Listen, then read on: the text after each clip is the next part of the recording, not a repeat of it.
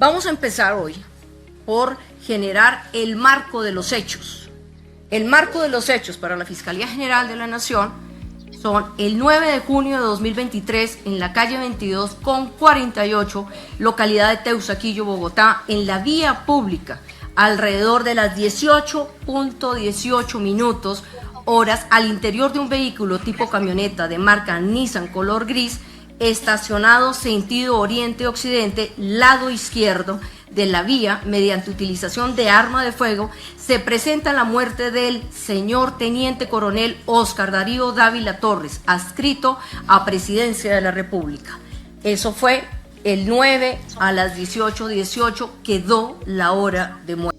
Bueno, el día de hoy nos acompaña el profesor Sebastián Mejía Cardona. El profesor es técnico en criminalística, tecnólogo en investigación judicial, perito en logoscopia, profesional en criminalística, candidato a magíster en criminalística y ciencias forenses, es docente universitario e investigador. Nos acompaña una persona con una trayectoria y una experiencia muy importante en los asuntos que deseamos analizar a continuación, que es precisamente este caso bastante mediático de la muerte del coronel Óscar Dávila, un policía adscrito a la Presidencia de la República, que generó un debate allí en cuanto a lo que realmente había sucedido y los alcances de lo que había sucedido. Entonces, bienvenido Sebastián y muchas gracias por participar de este espacio.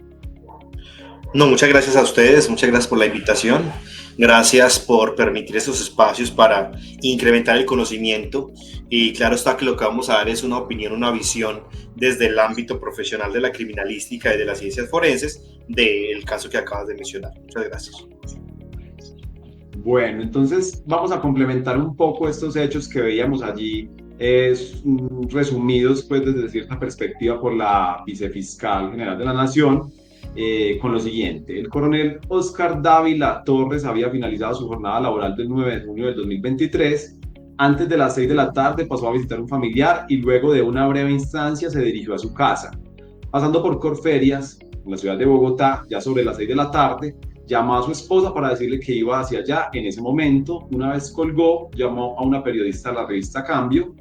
A partir de allí, el coronel debemos mencionar que estaba involucrado en un escándalo mediático de alcance penal, esto pues, ya lo insinuamos, relacionado con chuzadas ilegales en el cual la prensa tenía mucho interés por esos mismos días. A las 6:16 de la tarde llega a su casa, no ingresa y le pide a su escolta que le compre una soda. El funcionario se baja del vehículo y compra lo pedido. Una vez abre la puerta del vehículo, instantes después, a las 6:18 de la tarde, se escucha un disparo que causa la muerte del coronel Óscar Dávila. La noticia sobre la muerte del coronel Dávila se toma a los medios. La principal hipótesis en ese momento es un suicidio, aunque algunos alegan que se trató realmente de un homicidio, y se insinúa la ocurrencia de 2 disparos. Otros alegan inducción o ayuda al suicidio de parte del escolta, quien había dejado su arma de dotación personal dentro del vehículo. En el vehículo se encuentra un proyectil y el arma de dotación del escolta, material que pasan a ser objeto de investigación para la Fiscalía General de la Nación, entre otros elementos que se encuentran allí. Entonces, el propósito es como analizar desde la perspectiva de la especialidad de Sebastián específicamente este suceso y la actividad que desplegó la Fiscalía General de la Nación y los actos de investigación que se desarrollaron. Entonces yo quisiera que nos contara Sebastián, qué fue lo que hizo allí la Fiscalía y qué elementos materiales probatorios se recolectaron, ¿cierto? Las herramientas de investigación que se usaron. Ok. Inicialmente tenemos que decir que bien lo dices con el tema de la mediación de al ser un coronel, al ser un oficial de una de las fuerzas del país, pues tiene una relevancia, ¿cierto? Entonces, asimismo se van a desplegar una serie de acciones investigativas y judiciales en procura de tratar de analizar y establecer, ojo, porque esa es uno de los objetivos que tienen estos investigadores o estas entidades que accionaron acá, es identificar la verdad, ¿cierto? La idea es que supieran qué pasó en realidad. Entonces, lo primero es que se genera un acto violento que tiene una tipología de muerte de este tipo, violenta, dentro de la clasificación que conocemos en la criminalística.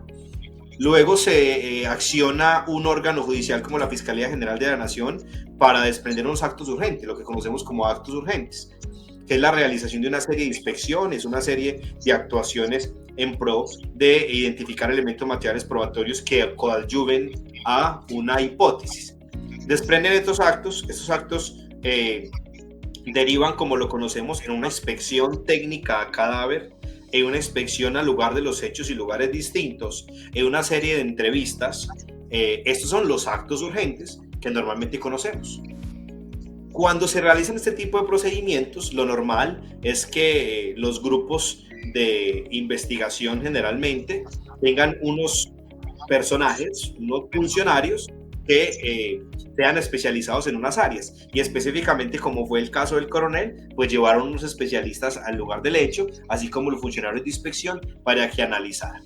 ¿Qué encontraron dentro de sus funciones? A mí me llamó mucho la atención un video que vi del caso de un periodista que llegó 20-30 minutos después de que había ocurrido el hecho, y él se graba con la cámara de un canal de televisión y dice que al parecer fueron 2 disparos. Es como inicia la duda, porque sí, el video está... Una insinuación que estuvo allí pues en ese momento desde el inicio, ¿cierto? Y bueno, ¿y por qué llama tu atención esa parte? Porque ya cuando supimos en la rueda de prensa que la vicefiscal aclara y sale con los peritos expertos de la fiscalía, y ya nos dice que fue un solo disparo.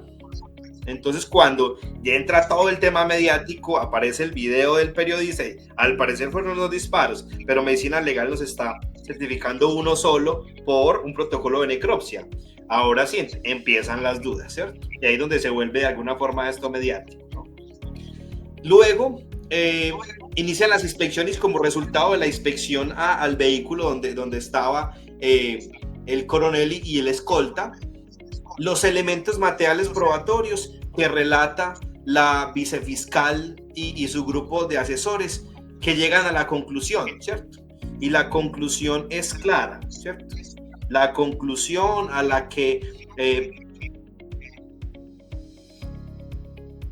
todas las características propias de un homicidio.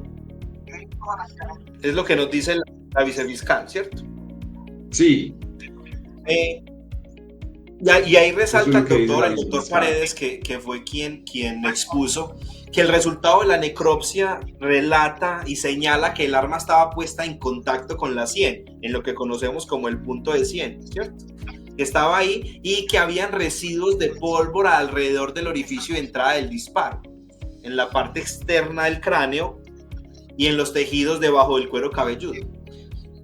Como lo relata él, que relata que existe un signo, lo que llaman el signo de Benassi, ¿cierto?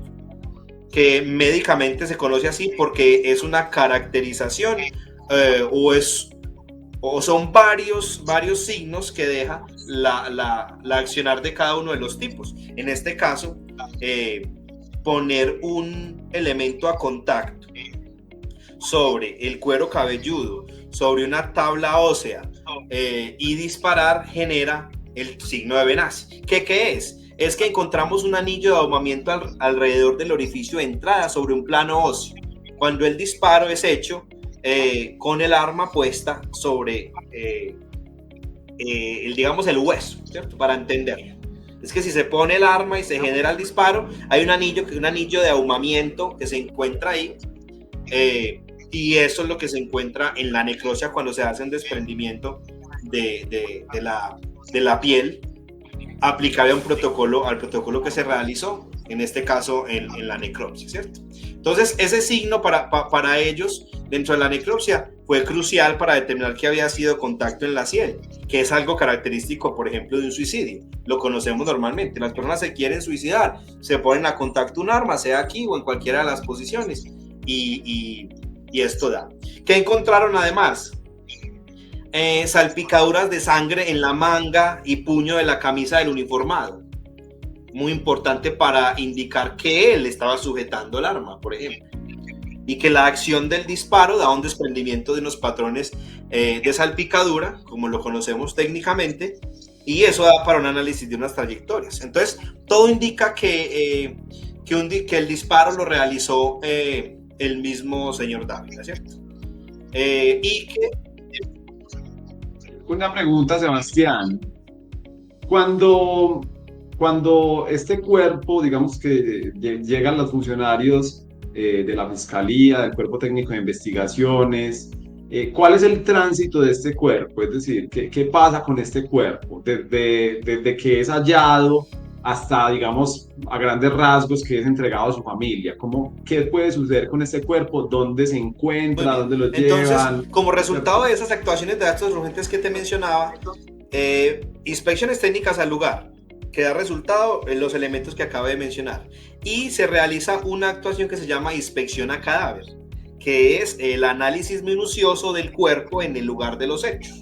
Entonces lo que se hace es una serie de fijaciones, una serie de análisis al cuerpo inmediatamente en el lugar de los hechos. Luego de ahí lo que se hace es embalarlo en una bolsa, como lo indica el manual de cadena de custodia, se rotula con sus descripciones específicas, y el fin de embalarlo, rotularlo, es transportarlo hacia el órgano técnico-científico que tenemos en Colombia, como lo dice la normativa, por allá en el artículo 204, en el artículo nos menciona que el órgano técnico-científico es el Instituto Nacional de Medicina Legal y Ciencias Forenses.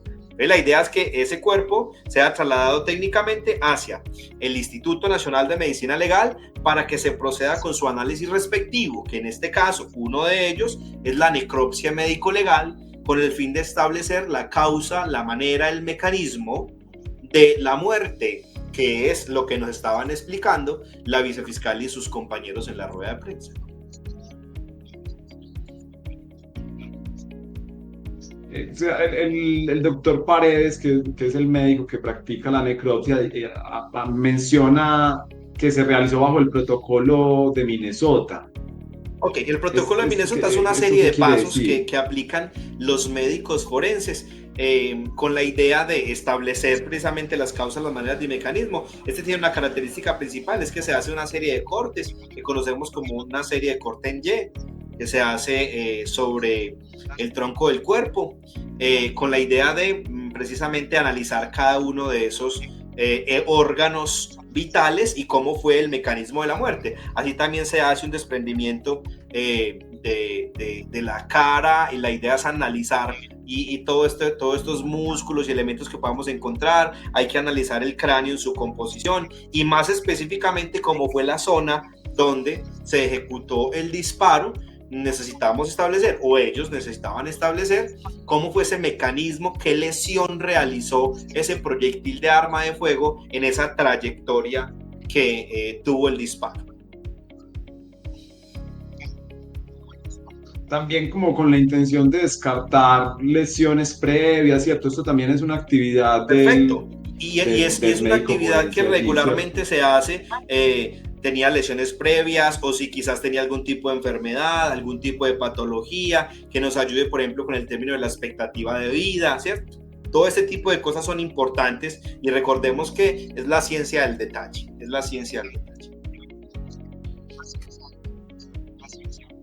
Claro, y de hecho, dentro de lo informado pues en la rueda de prensa, el doctor Paredes menciona que estaba tomando un medicamento para la depresión, ¿cierto? Eso también es algo que coadyuva a esa conclusión a la que llega la fiscalía. Y lo otro, Sebastián, frente pues el cuerpo como un elemento material allí, evidencia física, pues obviamente fundamental. Y ya aparte encontramos que la fiscalía anuncia un arma la de la escolta, y un proyectil, ¿cierto? Entonces, lo mismo, es decir, ¿qué sucede con esos elementos materiales probatorios y evidencia física que se Específicamente encuentran allí? con el arma procede a identificarse, fijarse, recolectarse, embalarse y enviarse para un análisis. Todo eso enmarcado dentro de ese procedimiento macro que se llama inspección técnica al lugar de los hechos o lugares distintos. Se fijan por medio de la fotografía, de los planos, de la parte descriptiva. Luego, como lo hemos mencionado en otros tipos de encuentros, el investigador debe visionar para dónde y a qué va a enviar un elemento material probatorio. Eso se llama capacidad demostrativa. ¿Qué capacidad demostrativa tiene el elemento material probatorio para yo extraerle mediante un análisis? Entonces se recolecta, se fija, se recolecta, embala, y en este caso se envía para el laboratorio de balística de alguna de las instituciones para que nos dé un análisis. Puede ser aptitud de disparo, que si fuera apta para disparar, que las marcas que se encontraron en el proyectil en la vainilla correspondan a esa arma. Bueno, y hay una serie de exámenes que es un portafolio de servicios que tiene el laboratorio de donde hayan enviado el arma. Con específicamente la vainilla, lo mismo.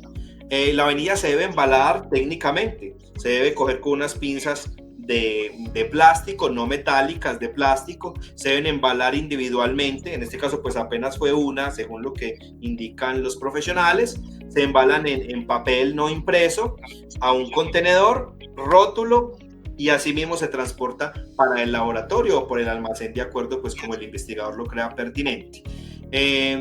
Esos dos elementos fueron, creo que, los más cruciales. Ahora, el tema del proyectil, el proyectil que causa la muerte, el proyectil de arma de fuego, hay que analizar si el proyectil queda, vamos a poner un ejemplo, si queda en la cavidad craneana, entonces la extracción la harán en la necropsia médica legal cuando analicen del interior del cráneo. Pero si queda al exterior, tu orificio de entrada y orificio de salida,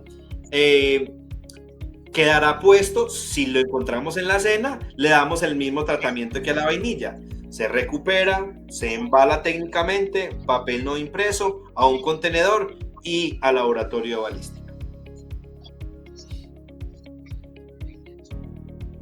Claro, se habla pues también por parte del físico que hay que se encuentra dentro del carro, ellos hacen una maqueta tridimensional, pues algo que yo me imagino que es muy inusual dentro de la investigación penal pues, generalizada, ¿cierto? O no sé, que hayan una concavidad, ¿cierto? Que yo me imagino que es donde el proyectil rebota. Entonces, yo quisiera que nos comentaras como esta participación del físico, como cuál es el perfil y qué es lo que hace un físico. En este caso fue el doctor Henry Cepeda. El doctor Henry es el físico forense que explica el fallecimiento desde la parte de la reconstrucción analítica de la trayectoria. Y en realidad lo que él hace es eso, ¿cierto? Explica ese análisis de trayectorias argumentados en que, uno, en la dirección del disparo, la dirección del orificio de entrada, que nos da esa luz a decir a qué dirección fue ocasionado el disparo, ¿cierto? Él menciona un tema de superior-inferior, menciona de antero-posterior, ¿cierto? Como lo menciona él técnicamente, y es analizar la trayectoria. Esa concavidad con la que se encuentran, que al parecer fue producto de el intercambio con el proyectil, nos da a entender el ángulo. Entonces todo esto es la función del físico, que nos dé esa certeza de trayectorias, de ángulos, de posiciones, para que todo junto podamos sacar una conclusión, que fue lo que dio en su momento la señora vicefiscal. Sí, a mí también me llama mucho la atención que el médico menciona que dentro de la investigación participa un biólogo. Y bueno, ¿y qué puede aportar allí? En este caso un biólogo, y en varios otros, el tema de la biología nos ayuda a determinar, por ejemplo, el tema de la sangre, nos ayuda a determinar esa correlación de elementos biológicos dentro de la escena, ¿cierto? Y qué fue lo que ocurrió en este caso. Teníamos unos patrones de manchas de sangre tenía sobre la empuñadura, había una trayectoria sobre la parte superior del vehículo con unas manchas de sangre. Necesitamos demostrar, recuerde que esto es una ciencia de evidencia.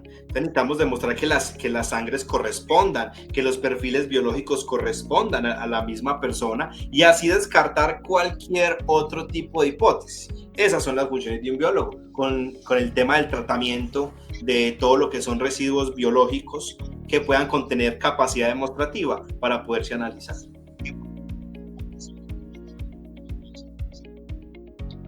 Allí en estos hechos, Sebastián, que analizamos, el escolta del coronel, como se menciona pues reiteradamente en la rueda de prensa, es sospechoso, ¿cierto? Sospechoso de homicidio o sospechoso de inducción al suicidio, porque supuestamente no, deja su arma de dotación, y esto se lee bajo cierta perspectiva que insinúan algunas personas de relevancia pública, constituye algo que lo relaciona con inducción o ayuda al suicidio. Pero, ¿qué rol debería desempeñar esta persona allí una vez se entera de los hechos? Pues, es decir, ¿cuál es su rol y cuáles son sus responsabilidades como yo creo que policial? lo que vimos en los videos, a mí me pareció fue que el accionar de él estuvo bien. No hay ninguna modificación al lugar de los hechos. Precisamente ese shock que le da a él ver la impresión, y lo conocemos por los relatos que hizo o por la entrevista que dio oficialmente, y lo vimos en los videos, ¿cierto? Entonces me pareció que actuó bien frente a que no hubo ninguna modificación de los elementos del lugar de los hechos. Y las implicaciones que él tiene claramente va a ser un sospechoso, que fue la única persona que estuvo con él, y ya cuando más nace la hipótesis de la inducción al suicidio o hasta el homicidio, y era la única persona que había con él. Entonces, si manejamos una teoría de homicidio, es la única persona que hay, pues el único posible responsable iba a ser él, ¿cierto? Pero que ya todo eso se aclara con la respuesta a la vicepresidenta y los expertos, frente a que la vicefiscal, y los expertos, cuando menciona que posiblemente el tema de la muerte del coronel quedará cerrado y que no habrá indicios de una inducción al suicidio, ¿cierto? Entonces ahí ya se libera un poco la responsabilidad de él. Bueno, yo diría, lo liberan de responsabilidad porque están descartando esa hipótesis. O sea, que él, ojo, ¿qué tiene de importante? Que junto de los actos de investigación él va a declarar unas entrevistas, él va a dar unos relatos, y que, como lo mencionaba en la rueda de prensa y en las investigaciones posteriores, los hechos concuerdan con los relatos del señor, si no estoy mal, Javier, el escolta. El escolta, sí. Bueno, aprovechemos para ver precisamente una pregunta que surge en la rueda de prensa, y es sobre... Señora vicefiscal, muy buenas noches para usted, también para todos los asistentes al auditorio, quienes están en la mesa. Señora vicefiscal, dentro de la investigación y al tener como elemento de prueba el arma del escolta, ¿se ha contemplado la posibilidad del tipo de inducción o ayuda al suicidio? Bueno, eso precisamente pues es algo que está allí, ¿cierto? Como que, bueno, que el escolta pudo haber desempeñado un rol allí de inducción o ayuda al suicidio. Pues es un delito contemplado en el artículo 107 del Código Penal. Vamos a leerlo acá brevemente. Y dice: el que eficazmente induzca a otro al suicidio o le preste una ayuda efectiva para su realización, incurrirá en prisión de 32 a 108 meses. Y en el segundo inciso nos dice que cuando la inducción o ayuda esté dirigida a poner fin a intensos sufrimientos provenientes de lesión corporal o enfermedad grave o incurable, se incurrirá en prisión de 16 a 36 meses.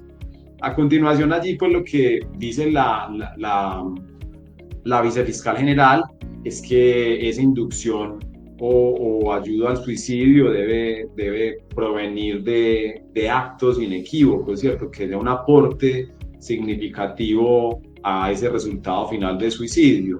Y esto va en coincidencia con algo de la jurisprudencia de la Corte Suprema de Justicia. Aquí brevemente, con el permiso de Sebastián, Voy a mencionar un fallo del 25 de enero del 2023 de los magistrados ponentes José Francisco Acuña Vizcaya y Miriam Ávila Roldán sobre precisamente el delito de inducción o ayuda al suicidio y cómo debe ser el aporte que hace esta persona que presuntamente comete la conducta. Y nos dice lo siguiente: el legislador sanciona la ayuda al suicidio siempre que ésta sea efectiva para la realización del propósito suicida. No es suficiente alguna ayuda o cualquier ayuda. La colaboración puede ser útil en cierto sentido, pero esta clase de auxilio no realiza el verbo rector. La acción del sujeto activo puede contribuir a que el suicida alcance su objetivo. Sin embargo, tampoco ese comportamiento alcanza a ser típico. La ayuda efectiva implica que el concurso que presta la gente debe tener la idoneidad o aptitud suficiente para que el individuo que ha decidido poner fin a su vida lo logre. Entonces allí la conclusión pues, que llega, a la que llega la Fiscalía es precisamente que no hay inducción o ayuda al suicidio, y es bastante razonable pues simplemente dejar un arma allí sin que se tenga un relato adicional, una conversación, ¿cierto? Como los que videos. no da pues como para que la Fiscalía escale esta situación. Allí entonces procede a continuación, Sebastián, digamos procesalmente la preclusión de esta investigación que se lleva entonces ante... Claro, y es la conclusión final que ella nos da, la doctora nos da, y es que seguramente el caso, por la muerte del coronel Dávila, se cerrará con unos procedimientos como el que acabas de mencionar, que es la preclusión, y que no habrá indicios de inducción al suicidio. Entonces no va a proceder una investigación de ese tipo, y que la muerte va a quedar como un suicidio, y eso pues no tiene sino penalmente responsable a la misma víctima. Bueno, vamos a ver la conclusión precisamente. Por lo tanto, la conclusión para la Fiscalía General de la Nación es que el teniente coronel Óscar Darío Dávila Torres, de edad 42 años, de tiempo de servicios de la Policía Nacional con 24 años, cargo último en el que se encontraba coordinador del Grupo Anticipativa de Presidencia, el 9 de junio de 2023 a las 18:18 decide quitarse la vida, y con el arma que era de su conductor, Osman Javier Galeano Arango. Por lo tanto, para la Fiscalía General de la Nación es claro que en los resultados de la necropsia fueron positivos para suicidio. La trayectoria de disparo por el físico se concluye positivo para suicidio. Los residuos de disparo corresponden a su mano en la que se accionó, que es su mano derecha. Y amén de lo anterior, el arma encontrada dentro del vehículo con el fragmento de plomo que se halló dentro del mismo vehículo fueron uniprocedentes. Por lo tanto, para la Fiscalía General de la Nación, este caso está resuelto, y los fiscales a cargo de este caso, con autonomía e independencia, muy seguramente cerrarán el caso. Muchas gracias. Entonces allí la Fiscalía, pues lo que entiendo yo de la situación, de lo anunciado, pues de la versión oficial de la Fiscalía, es que encuentran un cuerpo que tiene una trayectoria, que esa trayectoria coincide con la trayectoria que hay en el vehículo, hay unas manchas de sangre que indican suicidio, hay un signo de Benassi que también nos indica suicidio, y la conclusión es un suicidio que conduce a una preclusión de la investigación penal, porque el delito de suicidio por obvias razones no es punible, ni siquiera en su grado de tentativa.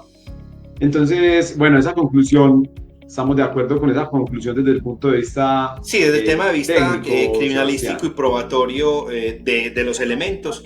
Sí estamos de acuerdo con lo que la Fiscalía relata, haciendo claro está la salvedad del voto de confianza a las inspecciones, aunque sabemos que son privadas. Todo lo que nos dijeron en la rueda de prensa que pudimos saber concuerda desde la parte de la criminalística. Bueno, cuando la Fiscalía despliega una investigación como esta, ¿cuál es el equipo de trabajo que que lleva el fiscal o que participa allí? Como, En la ¿quiénes actualidad lo vemos el intervienen día a allí? día. Recordemos que existen las funciones de policía judicial de carácter permanente, que las tienen dos instituciones, la Fiscalía General de la Nación por medio del CTI y lo tiene la Policía Nacional por medio de sus direcciones de investigación como la SIGIN o la DIGIN. Ellos son los que generalmente hacen las inspecciones técnicas a cadáver. Funcionarios, vemos en la actualidad que generalmente van 2, 3 máximo, porque pues, no he visto mucho, con 4, 5 funcionarios, a no ser que sea algo, como lo vimos en este caso, un poco más mediático, que puedan desprender 2 o 3 unidades de 2 o 3 personas cada unidad y así dar ese apoyo mancomunado para realizar las inspecciones. Pero generalmente son técnicos, investigadores asignados a esas unidades de URI y homicidios de actos urgentes, y ya posteriormente, de acuerdo a su necesidad, harán uso de los especialistas, lo que llamamos los peritos, expertos en cada área que tenga cada entidad, para que nos ayude a aclarar. ¿Hay posibilidad de llamarlos para que vayan al lugar de los hechos? Sí, todo bastaría de acuerdo a la necesidad y la disponibilidad del personal que tenga cada entidad para poderlo hacer. Generalmente se dan los análisis por parte de los investigadores. Si se puede ir un experto, genial, pero lo vemos en la actualidad y no sucede así que los expertos vayan al lugar, ni mucho menos el fiscal o la fiscalía asignada. Ellos más bien hacen las inspecciones, realizan las actas y los informes, y claro está que hay una fiscalía asignada para ese caso por medio de un despacho, y ya se le entregan esos actos urgentes que tienen un máximo de 36 horas para presentarse por medio de un informe ejecutivo y sus derivados. Allí se dará un análisis del caso, qué podemos adelantar, qué podemos hacer. Se desprende una serie de procedimientos dentro de un plan metodológico que ya lo adquiere una unidad de vida para los casos de este tipo, y si da lugar a investigaciones y actuaciones investigativas de otro tipo para poder continuar el caso. Pero lo vemos claramente acá, se realiza la inspección, tuvo un tiempo para realizarse las pruebas, la necropsia, los análisis de disparo, las armas, todo el tema de físico, y da una conclusión. Y lo reitero, como dice la señora fiscal, el fiscal asignado será el que tomará la decisión y presentará los argumentos. Sí, sí, claro. Bueno, Sebastián, muy agradecido por tu tiempo, por el análisis que has compartido con nosotros. Esperamos pues estar en otra oportunidad en este tipo de espacios. Muchas gracias a ustedes por la invitación. Muchas gracias. Esperemos pues que todo esto sea de agrado para compartir el conocimiento con todos los que nos ven. Muchas gracias.